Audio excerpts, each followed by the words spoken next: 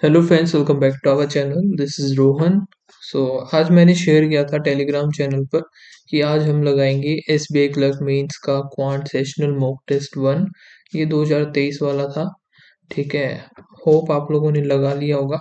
अगर जिनको नहीं पता है, हमारा एक टेलीग्राम चैनल भी है, लिंक आपको डिस्क्रिप्शन में मिल जाएगा, वहाँ से चेकआउट कर सकते हैं। ठीक है, वहाँ से ज्वाइन कर लेना। आज संडे था तो बंडल पीडीएफ मैंने नहीं किया था। ठीक है, वहाँ से पीडीएफ वाला तो सोचा आज सेशनल मॉक टेस्ट लगा लेते हैं। तो एक क्वांट का मैंने लगाया था और आप लोगों ने भी लगा लिया होगा, तो उसी के बारे में हम डिस्कस करेंगे। वीडियो मेरी रह गई यार ये बनानी, तो उसके लिए सॉरी। सो नेक्स्ट जब हम करेंगे सेकंड वाला, तो उसकी मैं वीडियो बना दूंगा। ठीक है। तो फर्स्ट जो क्वेश्चन था, ये हमारा एक कैसलेट डी आई थी। ठीक है। एंड ये इजी थी, सच में इजी थी। आप लोग अगर करोगे ना तो आपको पता चलेगा, बिल्कुल इजी थी। मैंने बस ये है ना, ओनली वाले जो केस होते हैं ना कैसलेट वाले में, ये मैं मेंस वाला थोड़ा सा अवॉइड ही करता हूँ। सोचता हूँ कभी कुछ ज़्यादा अटपटी ना आ जाए, फंस जाऊँ कहीं पे, टाइम भी चला जाए और हो भी ना। लेकिन मैंने जब बाद में बनाई ना, तो बहुत जल्दी हो गई ये, बिल्कुल इजी थी। तो अगर ये करता तो 5 क्वेश्चन थे इसके, 5 क्वेश्चन हो जाते ये। ठीक है। बाद में मैंने पूरा ये सोल्व किया है। तो एनालिसिस काफ़ी ज़्यादा इम्पोर्टेंट रहता है, सिर्फ मॉक लगाने से काम नहीं चलता। जो भी चीज़ें हमने की हैं वो भी दोबारा से देखनी होती हैं, कहाँ पे हम मिस्टेक कर रहे थे। ठीक है। सो फर्स्ट ये थी केसले डी आई। ओके। जिसमें कि 3 थे, डिफरेंट फ्रूट्स थे, एप्पल, ऑरेंज और ग्रेप्स। तो हर एक लाइन जैसे जैसे आप पढ़ते जाओगे ना, वैसे वैसे बनती जाएगी।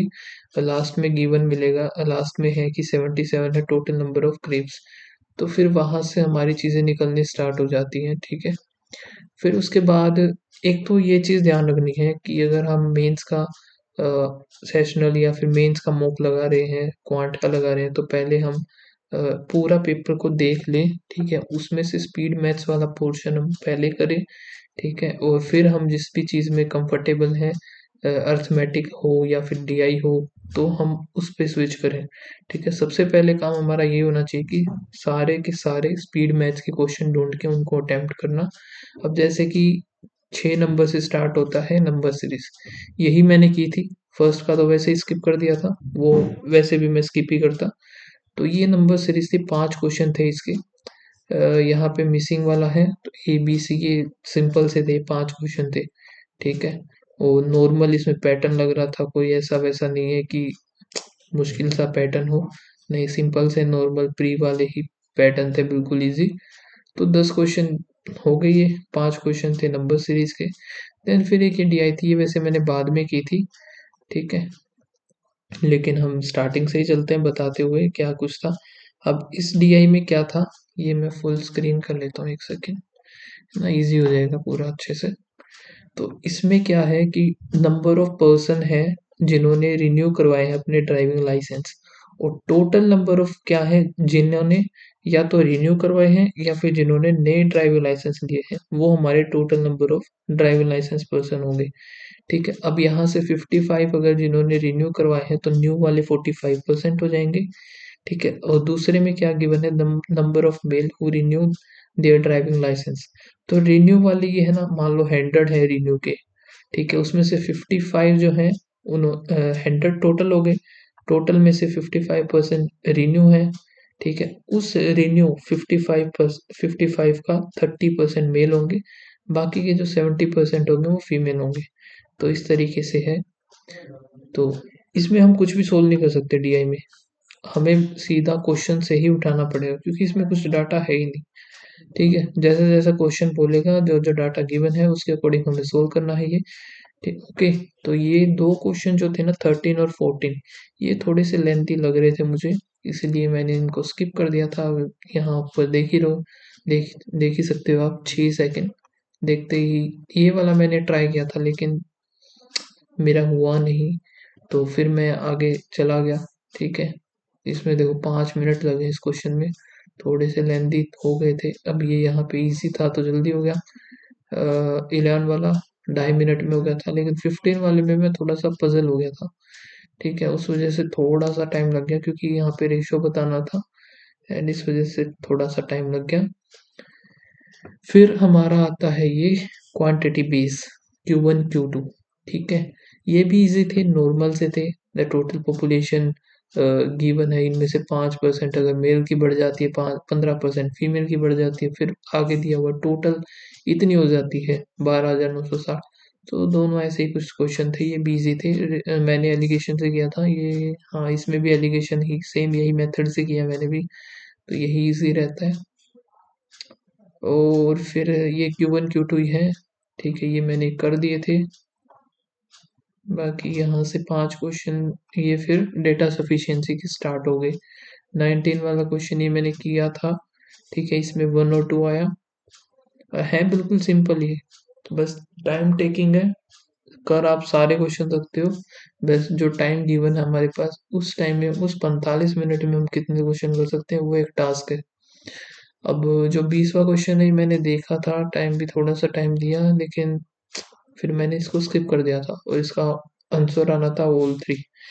ठीक है, नेक्स्ट फिर यही है कुछ। और अब स्टार्टिंग में हमने नंबर सीरीज देखी थी। ठीक है, नंबर सीरीज के बाद हम जैसे जैसे स्किप करते जा रहे हैं ना, तो सभी को स्किप करते जाना है बीच में से। फिर हमारा ये क्वाड्रेटिक इक्वेशन आता है, फिर हमें ये क्वेश्चन अटेम्प्ट करना है। अब यहाँ पे कैसे करेंगे हम, को ऑप्शन उठाएंगे डायरेक्ट, सी और ई मैच करके देंगे, देखेंगे दोनों रूट्स पॉजिटिव आएंगे, बोथ रूट्स आर पॉजिटिव। ठीक है, ये मैच हो गया। फिर ए और ई देखेंगे, ए और ई में क्या है, बोथ रूट्स आर पॉजिटिव, लेकिन इसके बोथ नेगेटिव आएंगे, तो ये गलत हो गया। ऐसे ही हमें ऑप्शन से जाना है, तो वो थोड़ा सा इजी रहेगा।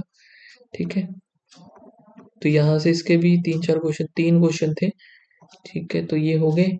फिर 26 वाला ये अर्थमेटिक, अर्थमेटिक सच में इजी थी। बस ये दिखने में है कि वेरिएबल डाल दिया है, लेकिन आप करोगे ना तो आपको पता चलेगा सच में इजी थी ये। गलती की मैंने जो नहीं किया इनको।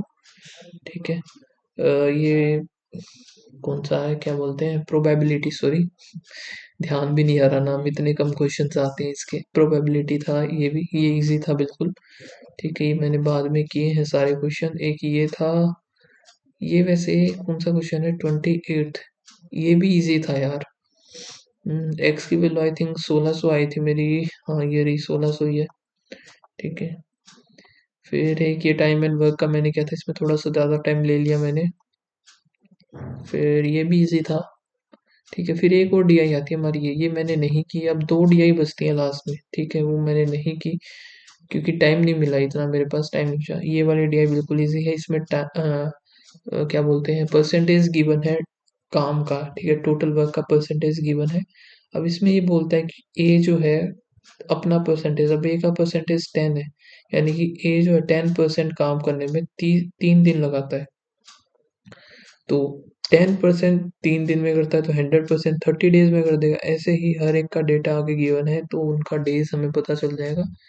ठीक है, फिर वही जो नॉर्मल हमारा टाइम वर्क के क्वेश्चन होते हैं उसी के अकॉर्डिंग ये स्टेटमेंट्स हैं, इनको सोल्व करना है बस। ठीक है, बाकी कुछ इसमें ऐसा कुछ नहीं है।